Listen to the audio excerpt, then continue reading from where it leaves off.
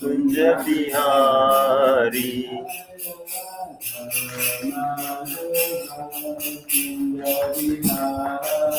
Jaya Radha Madhava Kunja Bihari.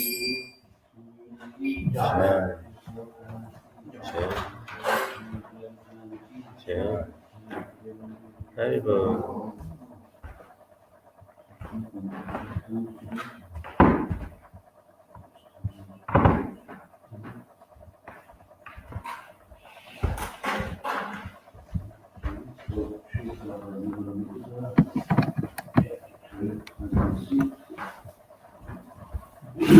Swamiji motioned to the disciples and they got up and began dancing.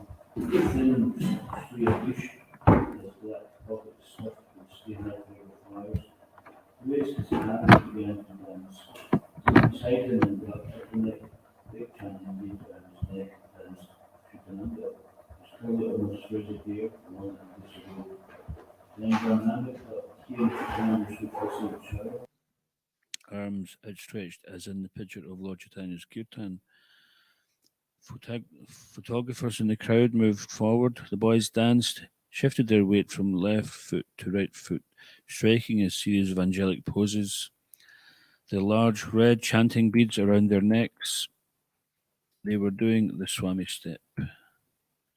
Swami step was born in public. Ramananda, once I got up, I thought I would have to remain standing for as long as Swamiji played the drum. It will be an offence if I thought, if I sit down while he's still playing, so I danced for an hour. Swamiji gave a gesture of acceptance by a typically Indian movement of his head, and then he raised his arms, inviting more dancers. More of his disciples began dancing, and even a few hippies got up and tried it. Swamiji wanted everyone to sing and dance in Sankirtan. The dance was a sedate swaying, the stepping of bare feet on the rug, and the dancers' arms were raised high, their fingers extended toward the sky above the branches of the autumn trees. Here and there throughout the crowd, chanters were enjoying private ecstasies. A girl with her eyes closed played finger cymbals and shook her head dreamily as she chanted. A Polish lady with a very old worn face and a babushka around her head stared incredulously at the girl. Little groups of old women in kerchiefs, some of them wearing sunglasses, stood here and there among the crowd, talking animatedly and pointing out the interesting sights in the kirtan. Kirtananda was the only one in a dhoti, looking like a young version of Prabhupada. The autumn afternoon sunlight fell softly on the group, spotlighting them in a golden glow with long, cool shadows. So Prabhupada ki. And thus the Sankirtan movement was born in the West. Om Namo Bhagavate Vasudevaya. Om Namo Bhagavate Vasudevaya. Om Namo Bhagavate Vasudevaya. Written from Srimad Bhagavatam, Canto 6, Chapter 2, entitled Yamaraj Instructs His Messengers, Text 22. Etavan eve loke asmin etavan eva lokesmin pumsham dharma para smrita pumsam dharma para smrita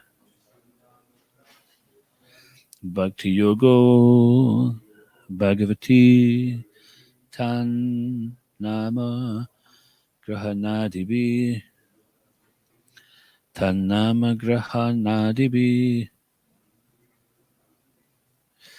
etavan eva lokesmin pumsam dharma parasmrita bhakti yogo bhagavati tannama grahanadibi etavan evi lo Shishikon Taima Pishashiki Etavan eva lokesmin pumsam dharma parasmrita bhakti yogo bhagavati tannama grahanadibi etavan eva lokesmin pumsam dharma parasmrita bhakti yogo bhagavati tannama grahanadibi. Please chant.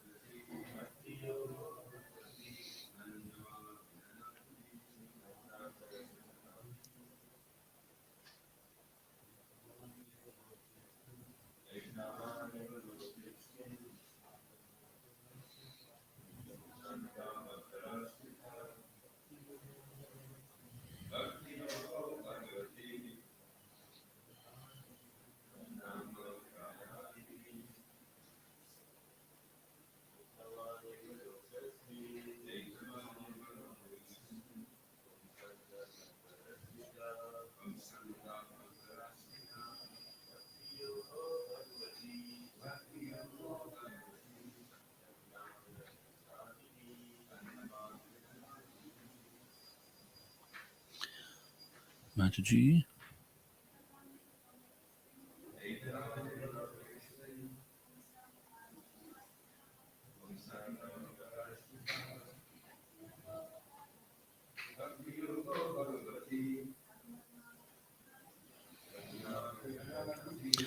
Etavan, this much.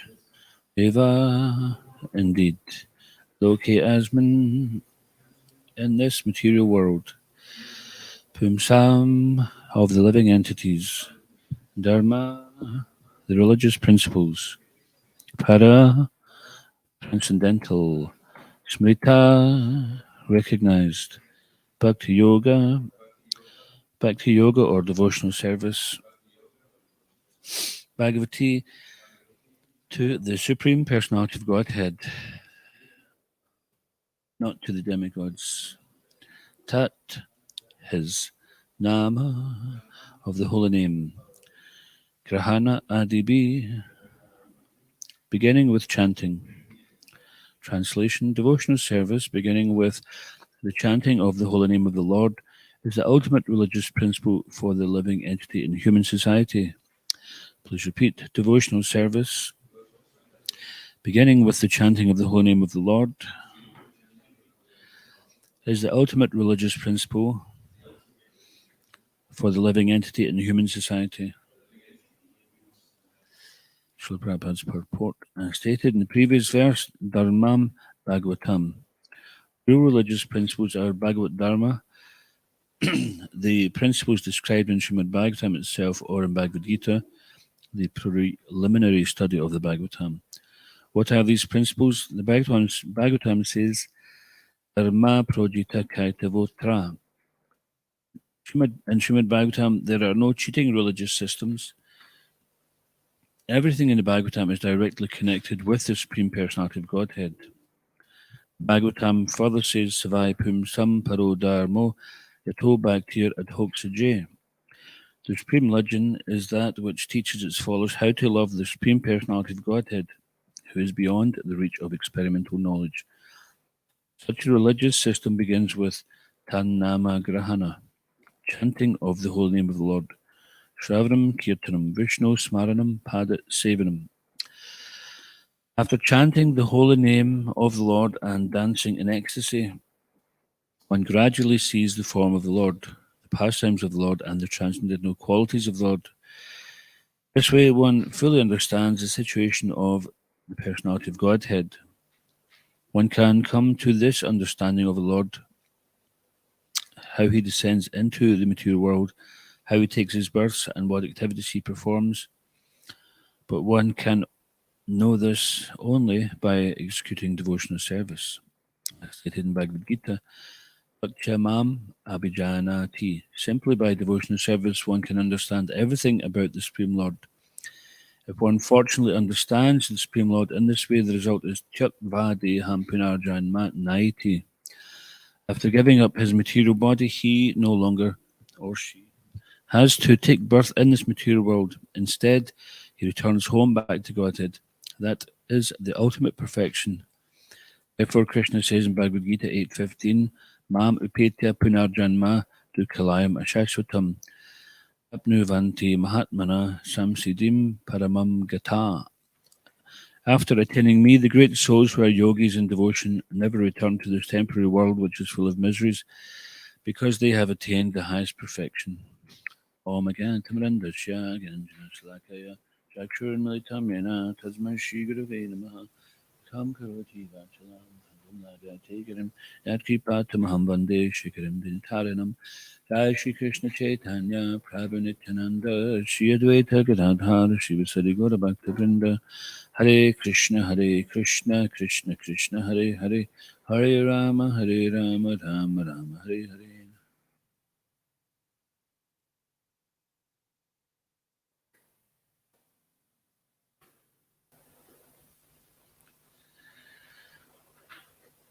The devotional service beginning with the chanting of the holy name of the Lord is the ultimate religious principle for the living entity in human society.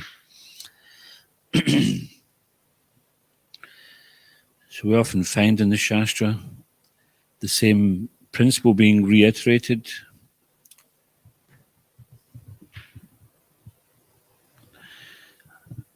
And this is because the truth doesn't change. It's not that, okay, we heard something in Bhagavad Gita, and then if we hear that again, then it's just old news. It was boring. It's not like that. If it's boring to us, then it means we're too much in the mode of passion. Our mind is too agitated. We're finding, if we find we get bored with chanting or bored with class, sometimes we find it hard to stay awake in class because we just allow ourselves to think it's not worth listening to. We end up just falling asleep because something else is more worth listening to in our mind.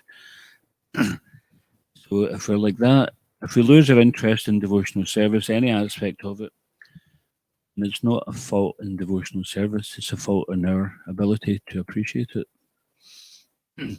That means the cure for that is not less devotional service.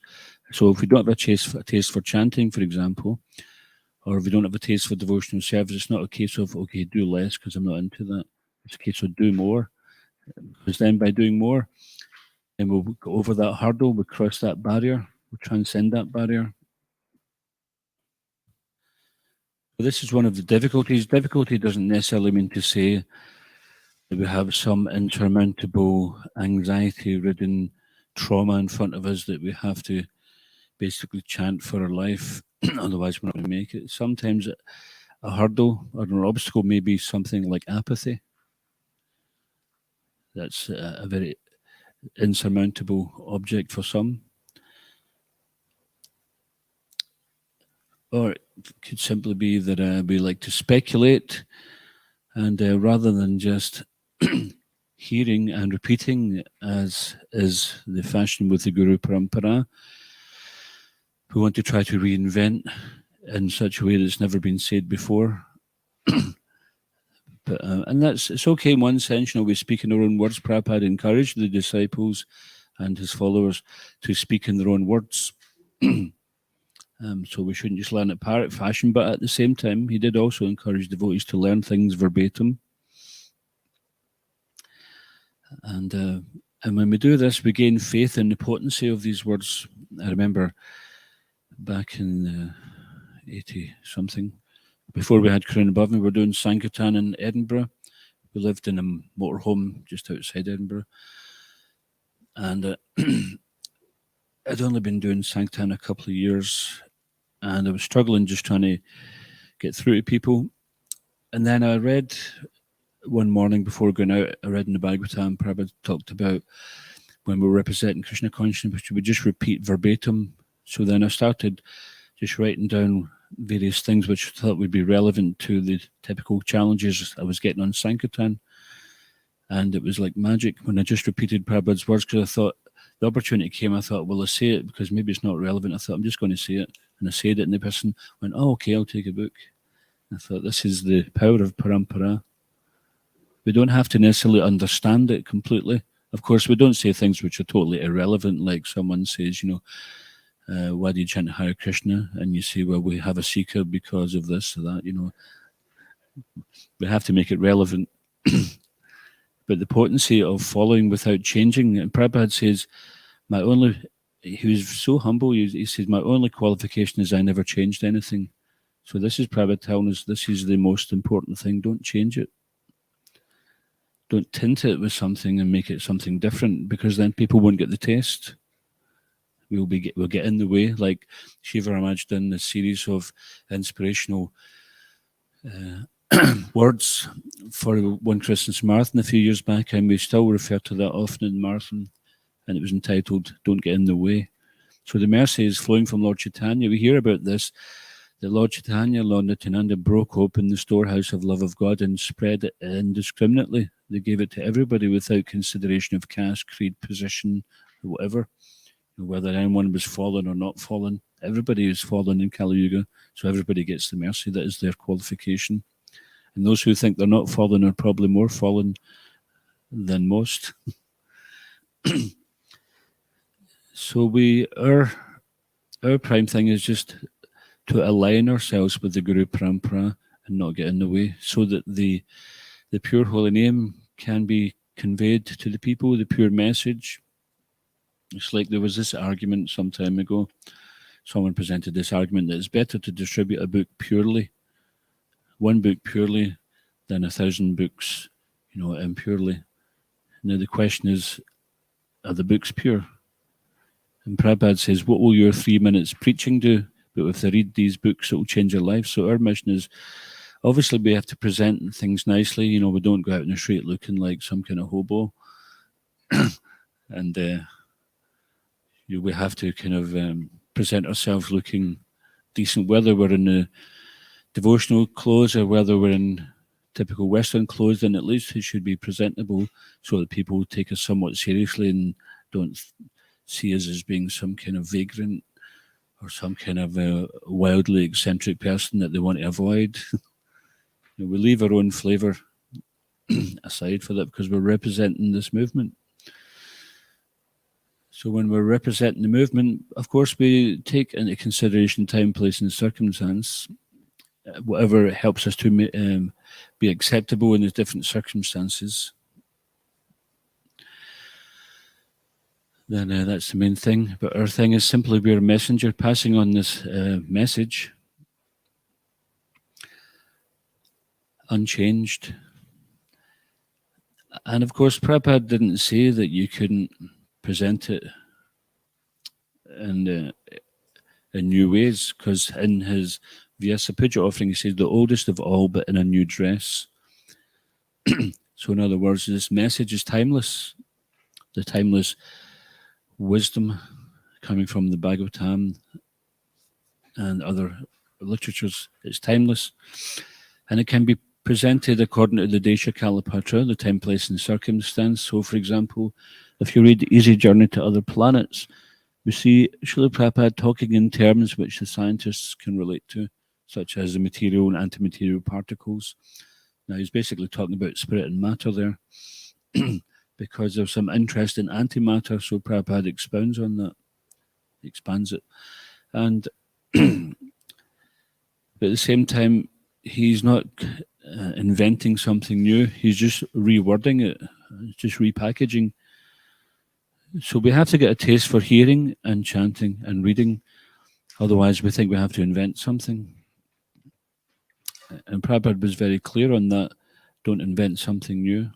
We can present it in a new way. So this devotional service, beginning with hearing and chanting, first has to be hearing, otherwise we won't know what we're supposed to chant. If the message was chant Hare Krishna, but we never heard that, we'd still be wondering what we're supposed to do. But it's very simple. Prabhupada says, chant, be happy. All right, we've heard that. Okay, let's chant. I'm not happy. Why not?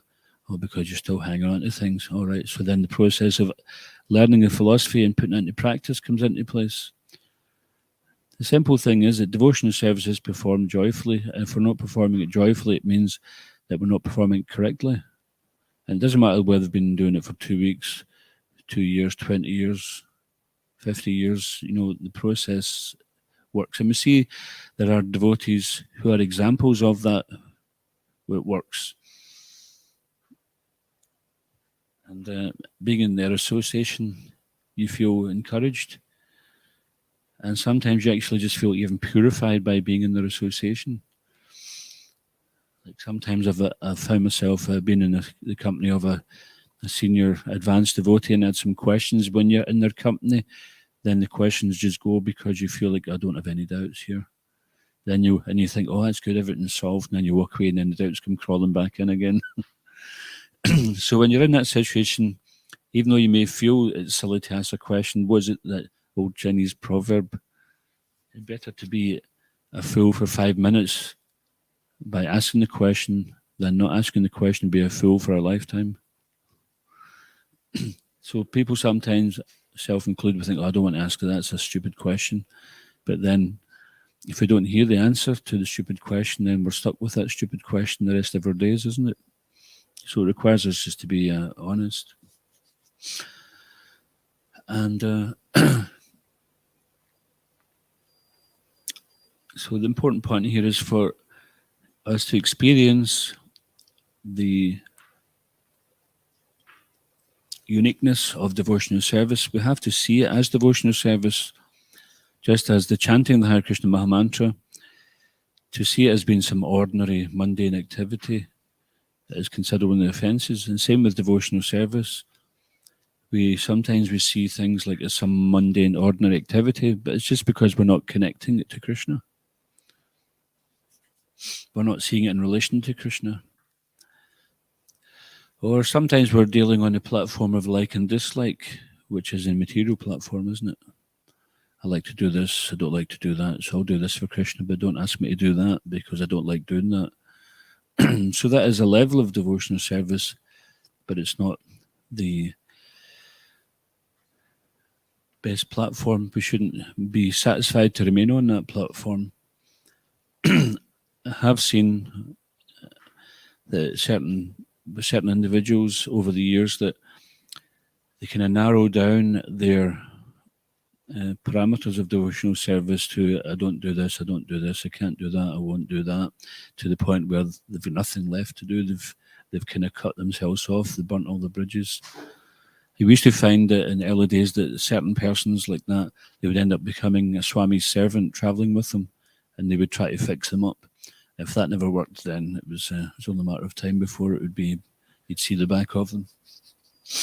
So the challenge is, when you're asked to do something you don't like to do, then take it as, this is devotional service. Now I'm getting a chance to perform devotional service because it requires devotion to do something. It's like, I'm not happy to do this, but because Krishna wants me to do it, or Krishna's representative asked me to do it, then I'll do it because if it's pleasing to Krishna.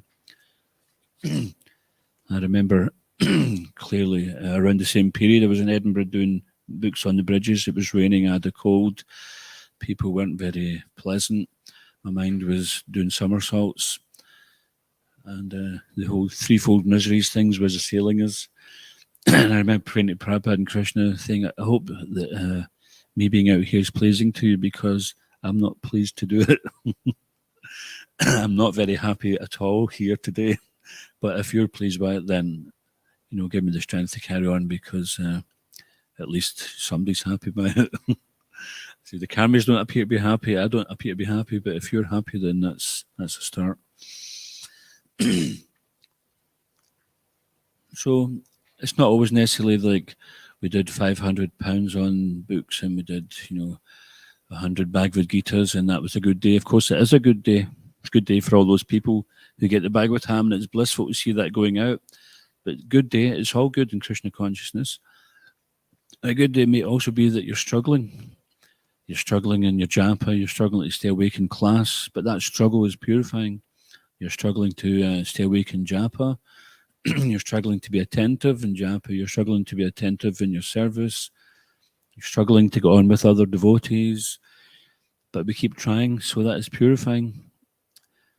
It's not that we just walk out of the material world into the devotional world and all of a sudden it's a new world. We've left the material world behind, and everything's plain sailing from now. We have to look to see if our feet are touching the ground. It's not like that. That's kind of like an unrealistic expectation. Of course, it can become like that to the point where everything becomes wonderful. And it is wonderful. It just takes time for the old self to die off, for the new self, the real self, the true self, and our original self to shine forward. And this chanting Hare Krishna and engaging in devotional service is the means by which we will become reinstated in our original pure Krishna consciousness. And in Kali Yuga, it's been made so simple for us that simply we chant Hare Krishna and get others to chant Hare Krishna. Everything we're doing is for that purpose. If we can't see it like that, then we have to look and see what is that connection. If we can't figure it out ourselves, we can ask someone else who might know. And sometimes we have to have certain strategies which don't seem directly. I mean, it's easy to see that going on the street and chanting Hare Krishna, giving out books, and chanting japa and eating prasadam. It's easy to see that's all directly Krishna conscious. But there's so many other things which devotees do, which are taking up responsibility for managing that for the upliftment of the human society. And Prabhupada mentions here about human society. It's mentioned in the purport and in the verse, is the ultimate religious principle for the living entity in the human society. And the interesting thing is it's not just actually restricted to human society, because when the human society follows the ultimate religious principle, then all the other societies benefit. The animal society, the fish society, the insect society, the tree society, everything benefits, because then that exploitative mood which the human society has is no longer there. Because when the human being realizes that I'm spirit soul, eternal part and parcel of Krishna, eternal part and parcel of Krishna, and that all other living entities are also part and parcel of Krishna, then we don't want to create any harm. And by chanting the holy name, Bhaktivinoda Thakur says the topmost religious principle is loudly chanting the holy name of the Lord. So by loudly chanting, then even the non-moving living entities are benefited, the trees, etc., and the animals, etc. Sometimes we had this program every town and village, and we had to do like at least one Harinam a day. But sometimes you'd be on the street and there'd be like nobody there. It'd be a total one-horse town, like a corner shop, and we'd spend like a day or two doing door-to-door, thinking where we're going to do Harinam. So we'd just do it in the countryside where all the cows were, or sheep, and they would come over, and you think, well, these guys are actually, they're connecting with the holy name. They know there's something protective and attractive and which won't harm them. And the non-moving living entities are also experiencing the purification by hearing the holy name. So therefore, as we're going about our duty, we can chant Hare Krishna. It's not that we just chant Hare Krishna at japa. The rest of the time we're on the mental platform until next japa period. We keep the lips connected with the holy name or the mind. Also, if your mind is engaged in thinking how to do your service better, how to do your service at all, that's also chanting. That's devotional service. As Buddha Yoga, engaging in intelligence, how to engage the mind and senses in the service of the Lord, how to organize things. And thinking of new ways to spread Krishna consciousness, just like Srila Prabhupada, he was very open-minded about the devotees trying different things. When he came to America at first, devotees would try this and try that, and they would come to Prabhupada with different ideas, and he'd say, okay, try that. Okay, try it. So he wasn't fixed, just whatever would work to get people to hear the holy name. Whatever would interest people in coming to the classes, taking the books, as long as it wasn't contrary to the devotional principles. That's the main thing. It's not that it's. But we also have to consider the reputation of the movement. Within the human society, Prana, we have certain kind of moral outlooks. At the same time, it's not that the movement becomes crippled by mundane morals. If it comes to the point where, so for example, many years ago, when we were doing book distribution, it was considered not legal. Nowadays, we have the proper permits and things. For anyone that's listening online, then some people would challenge us. But if we were to just say, in those days, if we were just to say, okay, we better stop doing it, then there wouldn't be a movement. If the devotees going on the street chanting every time they got arrested, they just stopped doing it, then it would never go past 26 Second Avenue. But nowadays, because of the devotees maintaining that regardless of any opposition, it's accepted. And often the devotees are protected. They've experienced that in the past they used to be persecuted, and now they're protected by the same persons who previously wouldn't have accepted. It was interesting. I was in a shop yesterday evening, and I had to buy something, and it was somehow or another got talking with the guy in the shop, and he was from a certain part in Glasgow. And I told him that the first Hare Krishna temple in Scotland was in Maryhill Road. And he was astounded because he knows how rough that place is. And he says, well, you guys have got such, well, he put it in certain terms, but he said it was, I put it in polite terms, he says, it was so courageous of you to open a temple, to do something like that, which was completely foreign and which must have been really unacceptable. You were really breaking the ice there. And to do it in such a place like that. And says, well, that's where it started. Our founder, he did the same thing in the Bowery, 26 Second Avenue.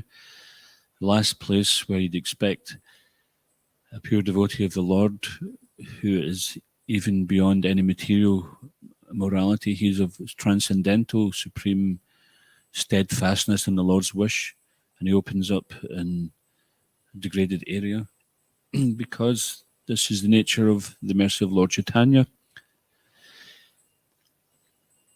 And this is the proof of the power of devotional service, that even those who were considered to be rejects in human society, they're taking to this and they're becoming purified, and they're becoming, as Prabhupada calls it, his miracles.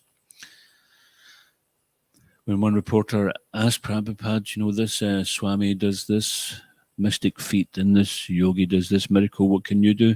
And he pointed to his devotees and said, these are my miracles. Previously they were all eating meat, taking drugs, intoxication, etc., but now they don't do any of this. So this is a real thing, because this is what lasts. How many yogis came along and flashed a little bit mystic power, and then they're dead and gone, and what happens to their following? It just disintegrates. But Prabhupada's miracles are carrying on, and his miracles are also performing miracles. They're also changing hearts. So this devotional service is a change of heart. It's not something on the mental platform. We think the mental platform just means that we're indecisive, but it's something a lot deeper than that.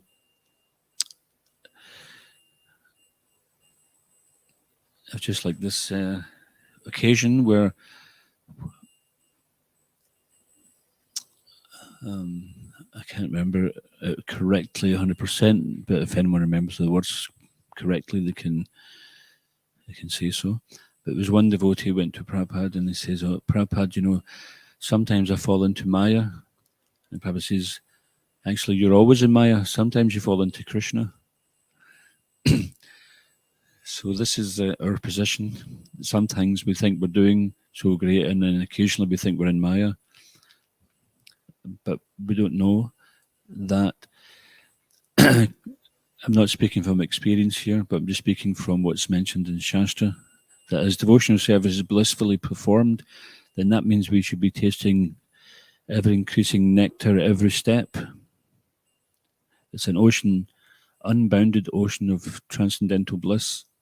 So unless we're experiencing that, then we cannot rest in the material world. We can't think, I've done enough, or I'm okay, I'm safe, I'm all right, I don't have to worry about this situation. No, we should have to be aware of the dangers and not allow ourselves to fall into them. And when we see ourselves falling into it, we have to think, okay, how can I plan? What's my exit strategy from this attachment? Whatever it may be. It may be some gross sensual attachment.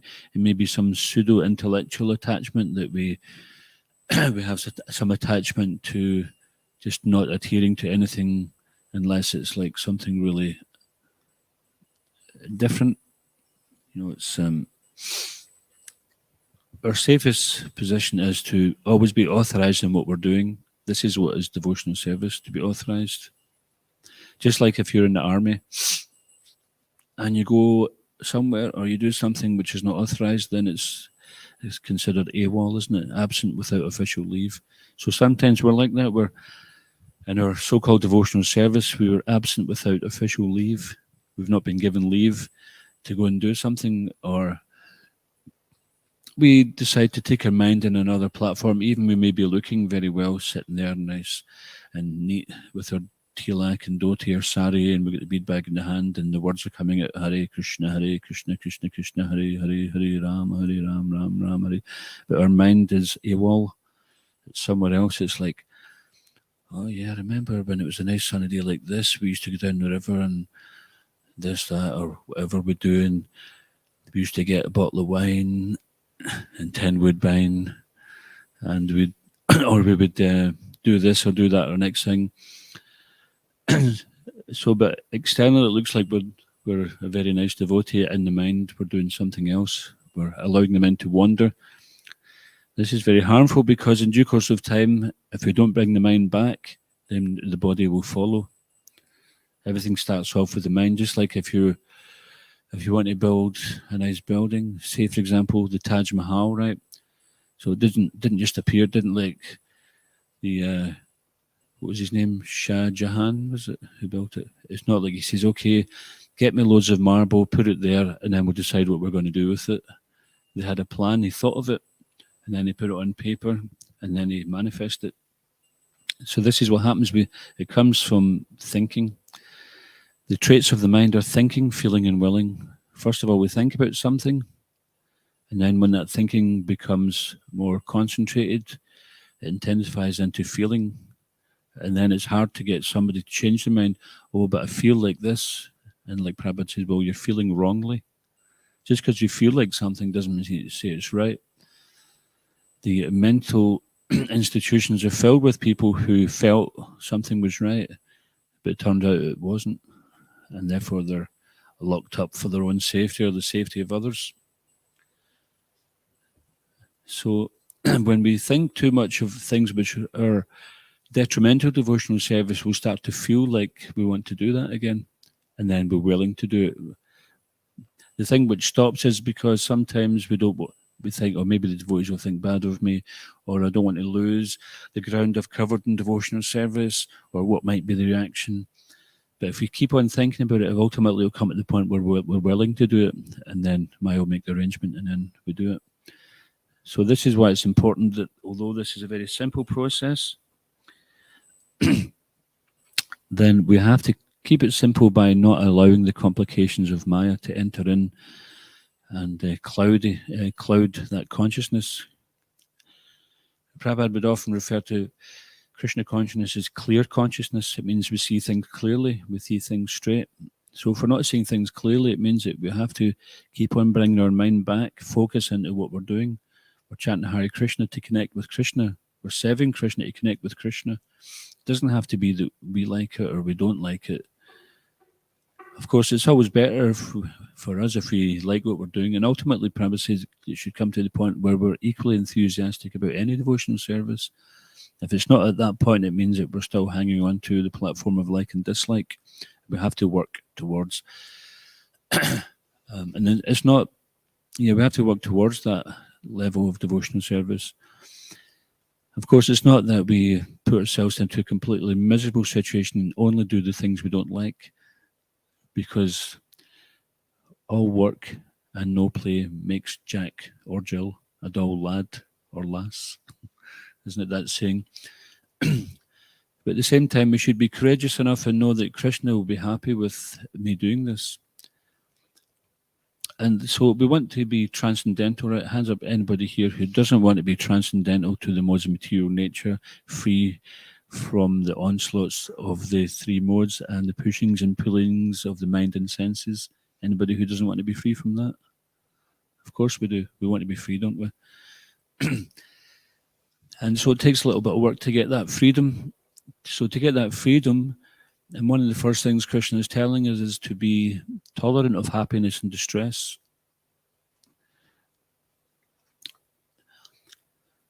So that means that sometimes it's unavoidable, but we have to learn to tolerate it. And the way to tolerate it is realizing that it had a beginning, it will have an end. Everything which has a beginning has an end. We just have to wait. And then we become the seers of the truth. This is what a devotee is. They see the passing of time and the fleeting happiness and fleeting distress as well. And they keep the devotional service constant. And in due course of time, once all the good and bad reactions are burnt up, then all that is left is pure devotional service.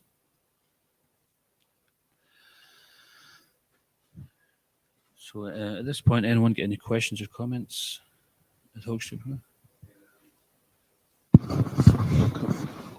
One was don't change it, and at the same time, we don't want to change the message, but at the same time, we have to be sensitive to what's politically correct. And like you were saying, Prabhupada was doing it in a new dress, because a lot of his God brothers were frowning on what Prabhupada was doing. They'd never had women in the mat before. Sannyasi had never attended weddings or performed weddings. He did so many things, and it was 64 rounds. Prabhupada said just do 16. And so, of course, that's a founder acharya can do that. But there are things, some of the things that Srila Prabhupada said in his books at that time that went okay, but now it would maybe put people off. So it's a challenge, isn't it? A real challenge to know how to change the dress and not, and at the same time not change the essence, the message. Well, in answer to that, then is that okay? Yeah. Yeah. Thanks for your question. Yeah, there were certain things which, according to the ancient Vedic tradition, would not be accepted in modern society, and sometimes devotees would bring it to Prabhupada and say, "Oh, you can't say that," and Prabhupada said, "Okay, leave it out." So he wouldn't let anything be an obstacle. So this shows that his keenness to get the message over would be that he would listen to his disciples who were inexperienced in devotional service, but they had experience of how people in that Desha Kalapatra would see it. Not that Prabhupada said it was wrong. He just said, okay, leave it out. So if it's going to, because the principle is what is favourable for devotional service, accept that. What was unfavourable. So if in preaching or sharing your Krishna consciousness by saying some absolute truth which is going to put somebody off, then you refrain from saying it. You hold back if they're not ready for it. Story I just had recently. One man was really fired up, and he was coming along, and he was wearing saffron. He hadn't joined, but then a few days later he was wearing a sari, and then a few days later back in saffron, and then a sari. So Srila Prabhupada said, "Don't do all this changing. Either stay in sari or stay in saffron. Either be a male or be a female." And that was way before the transgender, So Prabhupada was like so ahead in like being versatile, And it's just like, I remember Jadwait Maharaj giving a class in Durban once, and he was saying that because someone had challenged him, why you only read Bhagavad Gita, like that. And why don't you read other religious scriptures? He says, well, if you're going to study in university, you decide on the subject you're studying and the place you're studying. You don't like start studying it and decide I'll go and study somewhere else or something else. If you keep doing that, then you never learn anything. So he says, this is what I've decided to study, and I haven't found anything to supersede it yet, so there's no need for me to change. And then he also gave an example that if I'm sitting eating a big feast, it's got like samosas and pakoras and apple chutney and everything there, and you come and offer me an apple, then I'm not going to give up the feast for an apple. I've already got the apple here and the chutney, and I've got so many other things. So if you've got what someone's offering you and much more, then it would only be a crazy person who would give that up, isn't it? It's like someone says, look, if you chuck that £1 million cheque away, I'll give you a cheque for a tenner. You see, try someone else. But the thing is, if people are fanatic in their understanding of the religion, or they have no understanding of what religious principle means, then it simply becomes dogmatism, and then they become attached to that, and then security in numbers, they have to get loads of people convert to that so they feel safe. Not safe in the fact that they're safe in their own faith. When a devotee becomes strong in their faith, then they can be in any situation and not be negatively affected. But in our younger days, we have to be very careful of our surroundings so that we're not distracted from the path of devotional service. Therefore, it's important to keep good association and listen to good advice to stay on the path. It's Rupa Goswami refers to Niyamagraha, and it's interesting that when someone is very fanatically following rules and regulations, the other side of Niyamagraha is they whimsically then give up because they didn't understand what was the point of all the rules and regulations. It was to, create a favorable situation for progressing in Krishna consciousness. So that's a very good point. And we've seen that personally also, that someone was very attached and they followed it to the letter and they tried to ram it up everybody else's nose. That everybody should follow so staunchly like this. But then it comes to the point where when they decide to change, then it goes to the other extreme. So the Prabhupada called us like the pendulum, bogatyag, or too much attachment to and then too much neglect of. It's a wonderful principle that unless we'd heard this, how would we understand it? We'd also be affected like that, and we realise, I'm becoming too attached or I'm too neglectful, and it's the same thing, just different side of that. The pendulum swinging one way where we become super staunch, and then we're tired of renunciation, then we become super liberal. But then when that super liberal poses some challenges because it's just like, this is getting like too deep into Kali Yuga, then we go back to super staunch, rather than let's just be steady here and try to be kind of somewhat balanced. Hare Krishna, Prabhu. Thank you. Just a small thought, like in 70s or 80s, the authorities were not so favorable of book distribution and outdoor preaching and all. And now we see the authorities have calmed down, their hearts have softened. Hopefully there comes a day pretty soon wherein the authorities actually tell others as well, chant Hare Krishna, or take the books, or go to the center in there, or they themselves maybe, hopefully, like devotees are trying to engage themselves and present Krishna consciousness, and hopefully they also take up books and start reading and all.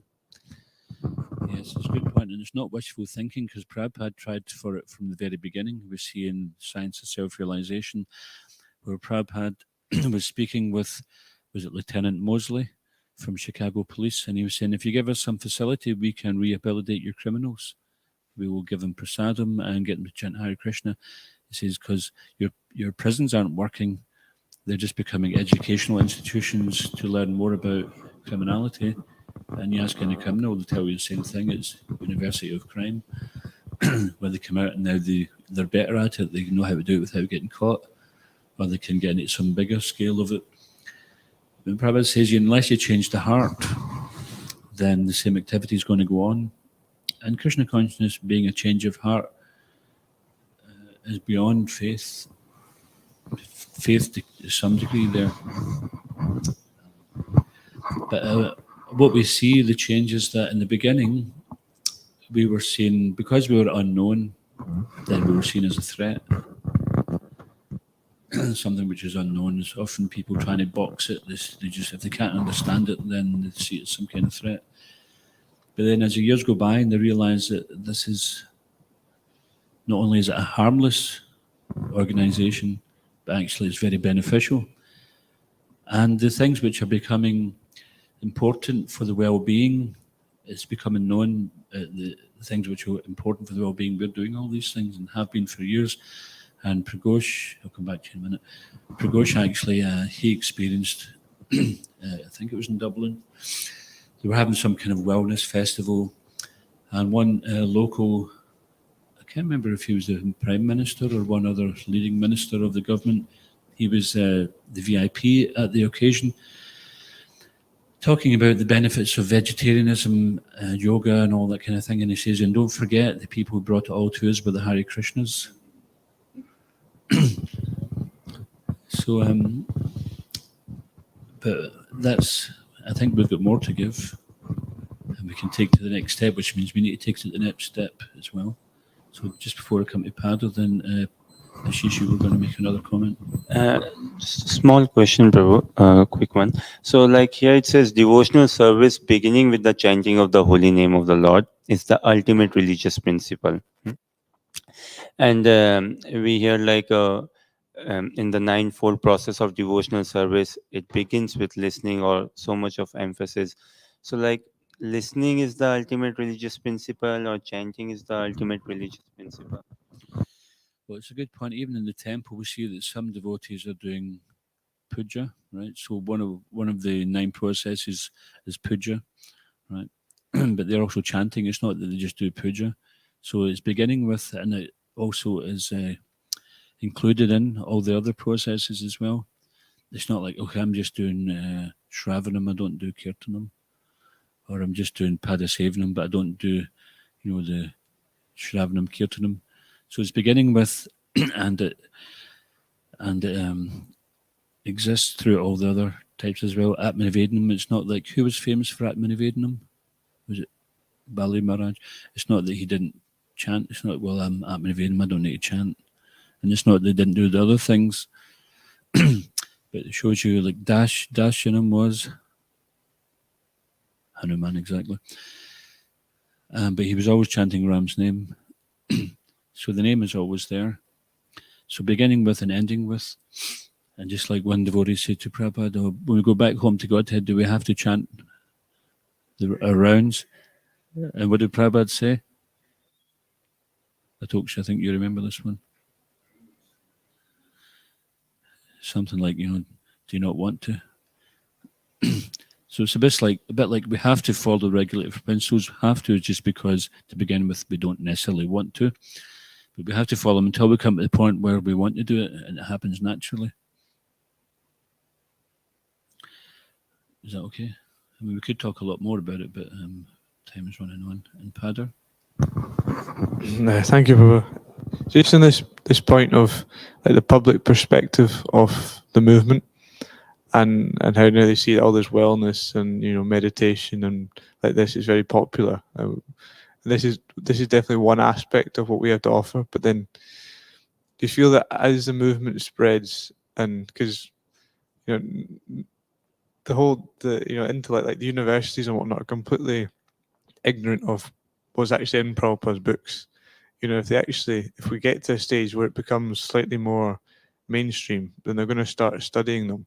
I can see in universities, like, the Bible, that's now like the academics will, although the feminist scholars will like try and get rid of parts of the Bible which are all supposedly anti-feminist. Or is there danger to become too widespread? Then there'll be actually a much stronger retaliation from sort of the institutions.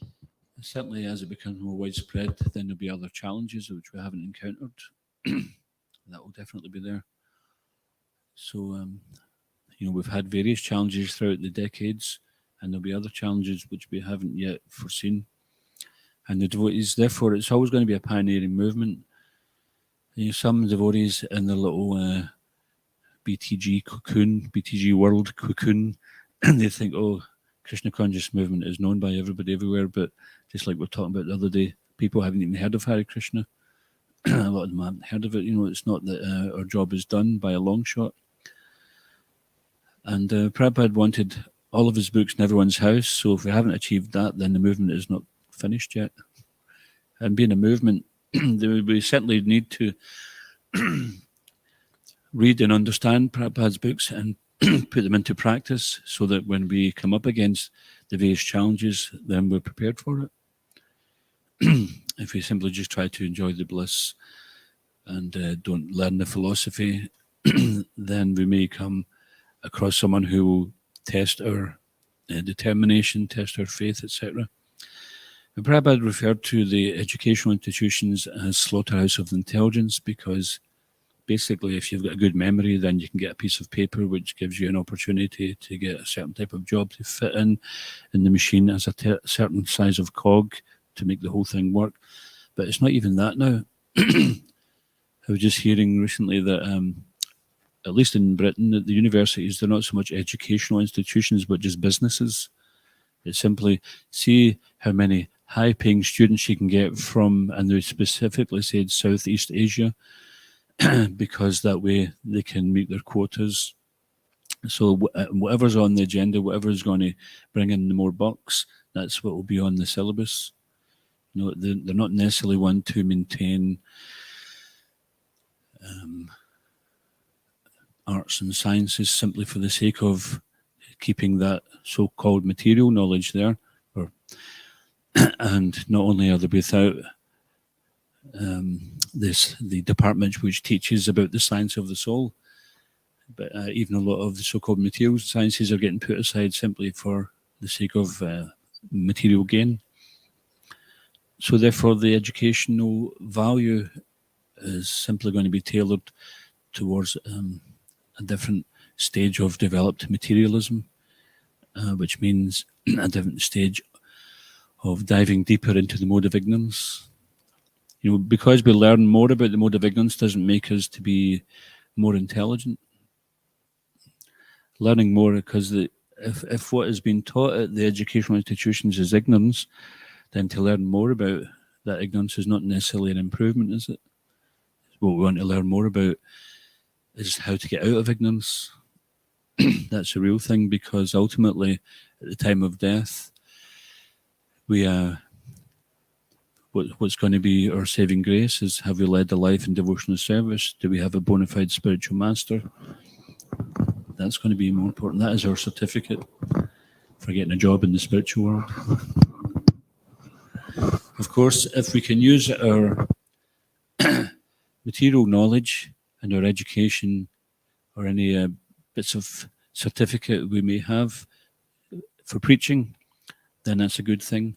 But only if we do. Otherwise, then it can be a very dangerous thing. I was just speaking with Prajumna, who was here recently, and he was saying that because we both knew devotees from the Bhaktivedanta Institute, which deals with like scientific basis of Krishna consciousness and dealing in very